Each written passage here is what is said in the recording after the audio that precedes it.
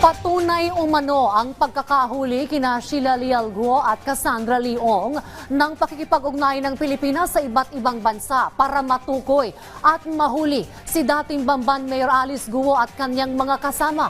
Ipinaliwanag naman ng Justice Department kung bakit hindi basta-basta makakansela ang pasaporte ng dating alkalde. Yan ang ulat ni Patrick De Jesus.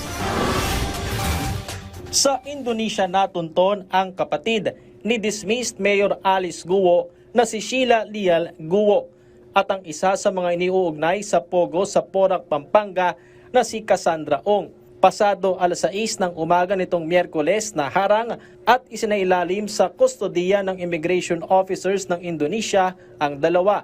Ayon kay DILG Secretary Benhur Abalos, ang pagkakatunton kina Sheila Guo at Cassandra Ong ay resulta ng kanilang koordinasyon sa iba't ibang bansa matapos ang ulat na nakaalis ng Pilipinas si Alice Guo.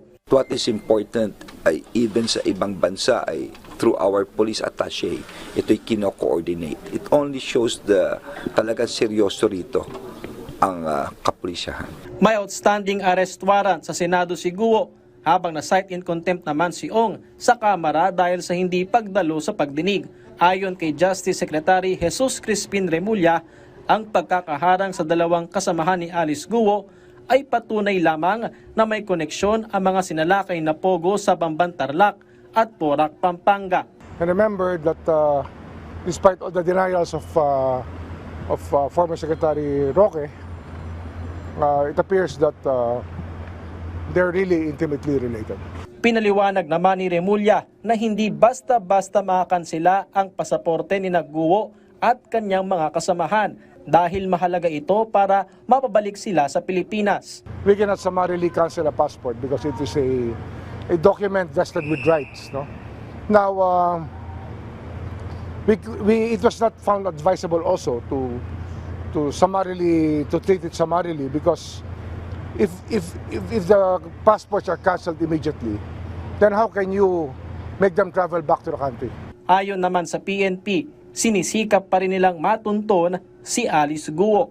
Ongoing po pa rin po yung ating coordination sa ating foreign counterparts and hopefully like the two others po na nakahold na po ay ma-monitor din po at ma-taken into custody po itong mga hinahanap pa po, including of course si Mayor Alice Guo po. Samantala, inilabas ng Presidential Anti-Organized Crime Commission ang larawan ni Alice Guo kasama ang isang babae habang nasa Kuala Lumpur International Airport sa Malaysia noong Hulyo. Natanggap ng PAOK ang larawan mula sa isang concerned citizen na dumating sa kaparehong airport mula sa flight galing sa Bali, Indonesia.